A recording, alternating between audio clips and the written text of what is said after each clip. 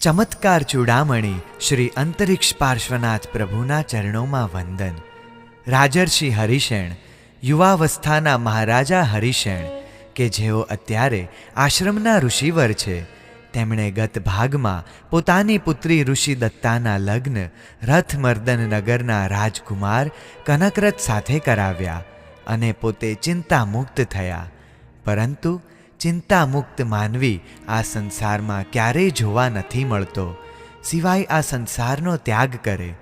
પિતા અને પુત્રીનો સંબંધ એક એવો સંબંધ છે કે જેમાં કોઈ પણ પ્રકારનો બનાવટી પ્રેમ નથી હોતો. હોય છે તો માત્ર શુદ્ધ પ્રેમ, સાત્વિક પ્રેમ. આવા પિતા રાજર્ષિ હરિશેણ અને તેમની પુત્રી ઋષિ દત્તાના પિતા પુત્રીના સંબંધનો આજે અંત આવશે. જી હા, રાજર્ષિ હરિશેણ આજે સ્વેચ્છાએ આ સંસારનો ત્યાગ કરશે અને એક પુત્રી પિતાના વિયોગમાં પોતાને કેવી રીતે સંભાળે છે તે જોવાનું રહેશે. તો પધારો પુણ્યશાળી, વેદનાની સંવેદના વહાવતા પાપણે બાંધ્યું પાણિયારુના ભાગ 6માં ટીમ મોટિવેશનલ પંથ આપ સર્વેનું હાર્દિક સ્વાગત કરે છે.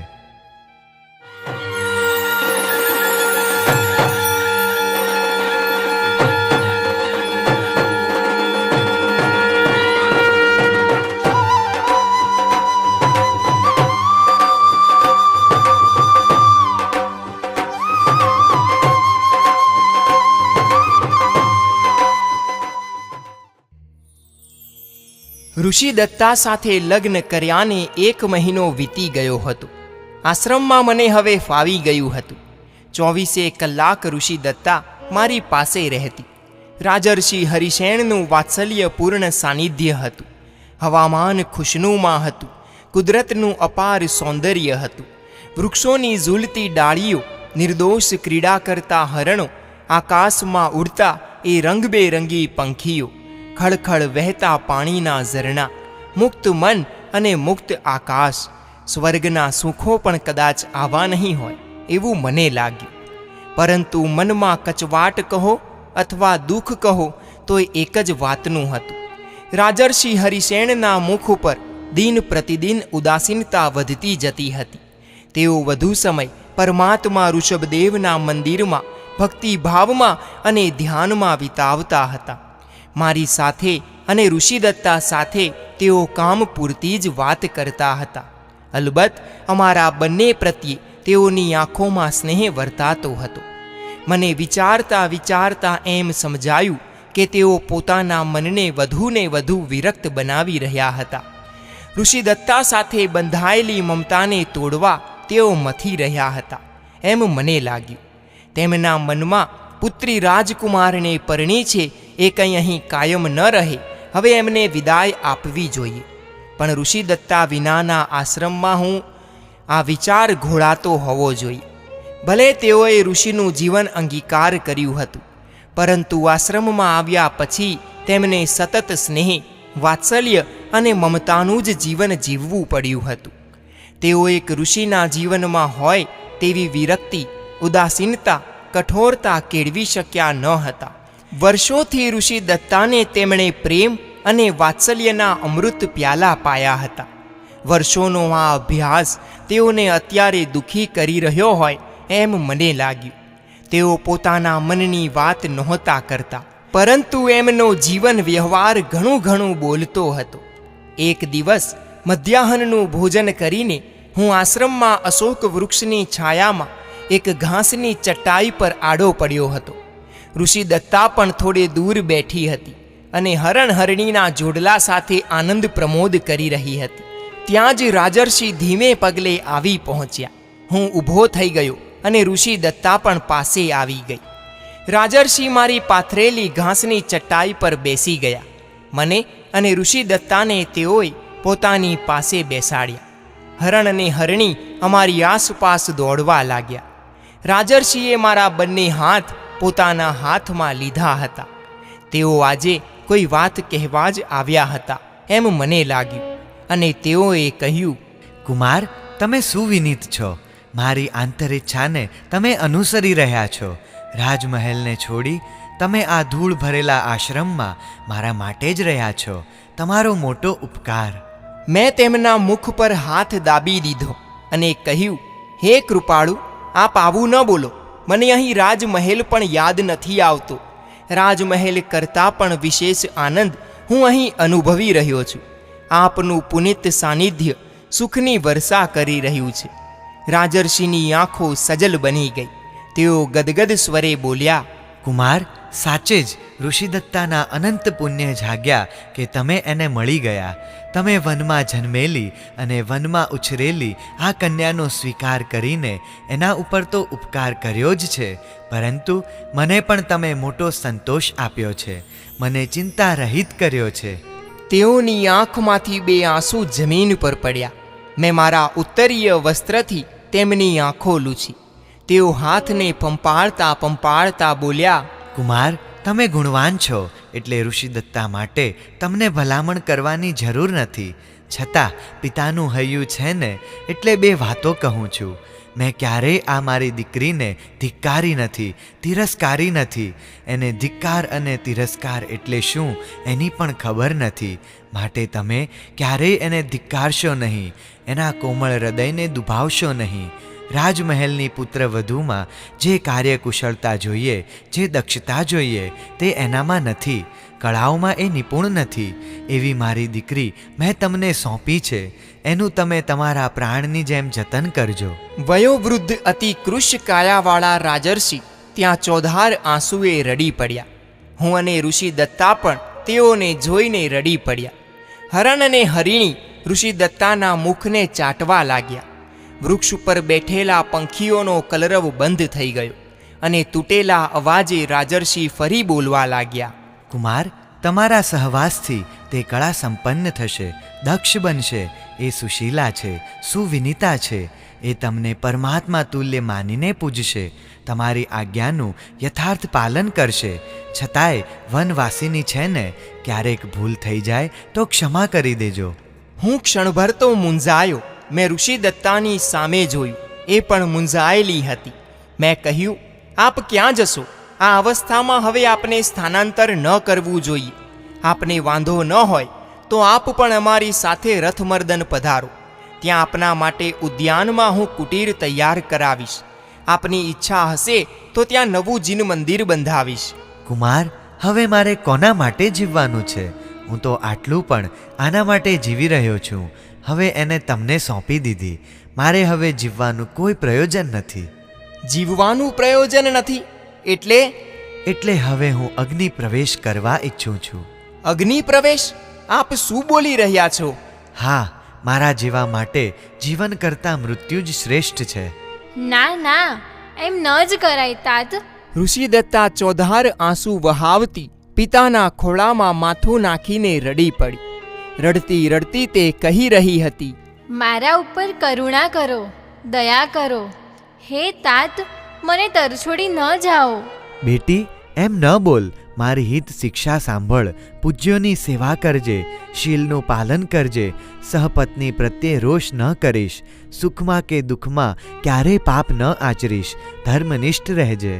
રાજર્ષિના નિર્ણયે મને કર્તવ્ય મૂઢ બનાવી દીધો. હું મુનિના ચરણોમાં પડી ગયો. હે પૂજ્ય, પ્રાણત્યાગની વાત પણ ન કરશો. કોઈ પણ સંયોગોમાં હું પ્રાણત્યાગ નહીં કરવા દઉં. રાજર્ષિએ મને સ્વસ્થ કર્યો અને કહ્યું, કુમાર, તમે મારા શરીર સામે તો જુઓ. હવે આ દેહમાં શું રહ્યું છે? અને હવે મારે કોના માટે જીવવાનું? મારા સુખ માટે, મારા સ્વાર્થ માટે હું તમને અહીં જંગલમાં જકડી રાખવા નથી માંગતો. પરંતુ આત્મહત્યા તો કેમ કરાય કૃપાવંત? મારા માટે હવે કોઈ બીજો માર્ગ નથી કુમાર. મને અસમાધિ થવાની નથી. મેં દેહ અને આત્માનું ભેદ જ્ઞાન દ્રઢ કરેલું છે. આત્માની અજરતા અને અમરતાની મને પ્રતીતિ થયેલી છે. ના બાપુ, ના બાપુ, હું આપને અગ્નિ પ્રવેશ નહીં કરવા દઉં. મારા પર દયા કરો. આંસુઓથી ભીંજાઈ ગયેલા મુખે કરુણ રુદન કરતી ઋષિદત્તા રાજર્ષિને લપેટાઈ ગઈ. મેં મારી પાછળ જોયું તો એક ઘાસની ઝૂંપડીમાં આગ લાગી હતી. એ ઝૂંપડીમાં આશ્રમના લાકડા ભરેલા હતા. આગની જ્વાળાઓ ઊંચી જતી હતી અને મને તુરત જ ખ્યાલ આવી ગયો કે અહીં અમારી પાસે આવતા પહેલાં જ રાજર્ષિએ ત્યાં આગ પેટાવેલી હોવી જોઈએ. હું એ ભડબડતી આગ તરફ જોઈ રહ્યો હતો. ત્યાં જ રાજર્ષિએ મને કહ્યું, કુમાર, ઋષિદત્તાને સંભાળો, એ કોઈ દુસ્સાહસ ન કરી બેસે. છાતી ફાટ રુદન કરતી ઋષિદત્તાને મેં મારા ઉત્સંગમાં લીધી. રાજર્ષિ ઊભા થયા, બે હાથ જોડી આકાશની સામે જોઈને પંચ પરમેષ્ઠી નવકાર મંત્રનો ધીર ગંભીર ધ્વનિમાં પાઠ કર્યો. આંખો બંધ કરી અને ત્વરિત ગતિએ ભડભડતી આગમાં તેઓ કૂદી પડ્યા. ઋષિદત્તાએ તો ભાન ખોઈ નાખ્યું હતું. મેં એને છાયામાં સુવાડી અને અમારા આવાસમાં જઈને હું પાણી લઈ આવ્યો. મેં ઋષિદત્તા ઉપર શીતલ પાણીનો છંટકાવ કરવા માંડ્યો. હરણીએ ઋષિદત્તાના મુખને ચાટવા માંડ્યું. ઉત્તરીય વસ્ત્રથી મેં પવન નાખવા માંડ્યો. થોડી વાર પછી એણે પોતાની આંખો ખોલી. હે તાત, હે તાત, અગ્નિ પ્રવેશ ન કરો. બોલતી બોલતી તે ઊભી થઈ અને આગ તરફ જ્યાં પગ ઉપાડ્યા કે મેં એને પકડી લીધી. હું એના કરુણ રુદનથી રડી પડ્યો. મારા ખોળામાં એનું મસ્તક લઈ એને પંપાડવા લાગ્યો. પરંતુ એ બોલતી હતી, હા હા પિતાજી, તમે આ શું કર્યું? હવે હું અનાથ થઈ ગઈ. માતાને તો મેં જોઈ જ નહોતી. હે તાત, તમે જ મારી માતા હતા, મારું સર્વસ્વ હતા. હે તાત, તમે આ શું કર્યું? હું ઋષિદત્તાને ઉપાડીને અમારી કુટીરમાં લઈ આવ્યો. તેના અસ્તવ્યસ્ત થઈ ગયેલા વાળને મેં ઠીક કર્યા. આંસુઓથી ખરડાયેલું એનું મુખ પાણીથી ધોઈ નાખ્યું. એને મારી કોમળ સૈયામાં સુવાડી અને હું એની પાસે બેઠો. મને લાગ્યું કે અત્યારે મારે એને પૂરી સાંત્વના આપવી જોઈએ. એના ઘવાયેલા હૃદયને ખૂબ પંપાળવું જોઈએ. જરાય નહીં ધારેલી એવી અતિ દુઃખદ ઘટના ક્ષણોમાં બની ગઈ. આશ્રમમાં અગ્નિની જ્વાળાઓ દૂરથી જોઈને મારા સૈનિકો પણ આશ્રમમાં આવી ગયા હતા. મને અને ઋષિદત્તાને વિલાપ કરતા જોઈને તેમને કંઈક અમંગળની આશંકા થઈ જ હતી. સેનાપતિએ ધીમે પગલે મારી પાસે આવીને મારા કાનમાં પૂછ્યું પણ ખરું, અને મેં સેનાપતિને સંક્ષેપમાં બનેલી ઘટના કહી સંભળાવી. સેનાપતિની આંખો પણ ભીની થઈ ગઈ. વજ્ર હૃદયના સૈનિકો પણ રાજર્ષિના અગ્નિ પ્રવેશની વાત જાણીને સૌ રડી પડ્યા. મને લાગ્યું કે ઋષિદત્તા માટે આ વાતાવરણ વધુ વેદના આપનારું બન્યું છે. મેં સૈનિકોને છાવણીમાં મોકલી દીધા અને મેં મારું ધ્યાન ઋષિદત્તા તરફ કેન્દ્રિત કર્યું. દેવી, હવે તારે શોક ન કરવો જોઈએ. તારા પિતાજીએ પૂર્વાવસ્થા રાજા તરીકે વિતાવી હતી અને ઉત્તરાવસ્થા વ્રતધારી ઋષિ તરીકે વિતાવી છે. તેમણે પોતાનું આત્મકલ્યાણ સાધી લીધું છે. તેમની પાછળ કલ્પાંત ન કરવો જોઈએ. મેં ઋષિદત્તાના મસ્તકે મારો હાથ ફેરવવા માંડ્યો. તેના ડુસકા ઓછા થવા લાગ્યા. તેની આંખો સૂજી ગઈ હતી. મુખ મ્લાન થઈ ગયું હતું અને ઘોર ઉદાસીનતાએ, અપાર વિવશતાએ તેને ભાગી નાખી હતી. ધીરે ધીરે તેણે મારી સામે મારી આંખો સાથે આંખો મિલાવી. મેં કહ્યું, ઋષિદત્તા, શું તને મારા ઉપર વિશ્વાસ નથી? શું હું તને નથી ચાહતો? મારા શબ્દો સ્નેહથી ભીના ભીના હતા. તેણે મારા બે હાથ પકડી લઈને માથું હલાવીને હા પાડી. તેના હોઠ સુકાતા હતા. મેં પાણીનો પ્યાલો આપ્યો. તે બેઠી થઈ અને પોતાના હાથે મારા મોઢે એ પાણીનો પ્યાલો લગાડ્યો. મેં 2 ઘૂંટડા પાણી પીધું. પછી એણે પાણી પીધું. પાણી પીને તેણે મારા ખોળામાં મસ્તક મૂકી દીધું અને હું એના મસ્તકને પંપાળતો રહ્યો.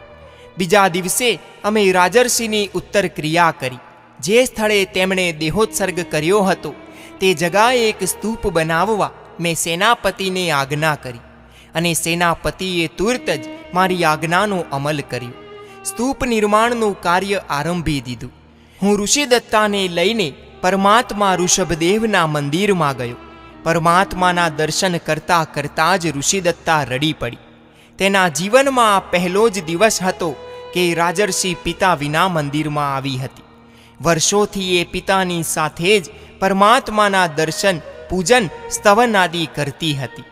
મેં ઋષિદત્તાને કહ્યું, દેવી, પ્રભુ કેવા નિર્વિકાર છે, કેવા વિતરાગ છે. આપણે પણ આવા જ નિર્વિકાર બનવાનું છે. રાગ રહિત અને દ્વેષ રહિત બનવાનું છે. આપણે પ્રભુને પ્રાર્થના કરીએ કે આપણને પ્રભુ એવા બનાવે. મેં મધુર સ્વરે પ્રાર્થના શરૂ કરી. ઋષિ દત્તા પણ સાથે પ્રાર્થના બોલવા માંડી. અમે ઠીક સમય પ્રાર્થનામાં પસાર કર્યો અને પ્રાર્થના કરીને અમે મંદિરની બહાર આવ્યા. હરણ અને હરણીનું જોડલું તૈયાર જ હતું. ઋષિ દત્તા સાથે લાડ કરવા તે લાગી ગયું. નાથ, આ જોડલાને આપણે સાથે લઈ જઈશું ને? હવે આપણે જલ્દી અહીંથી ચાલ્યા જઈએ. હવે મને અહીં જરાય ગમતું નથી. બાપુ વિનાનો આશ્રમ, ખરું કહું, સ્મશાન લાગે છે. મેં સેનાપતિને બોલાવીને રથમર્દન જવાની તૈયારીઓ કરવાનો આદેશ આપ્યો.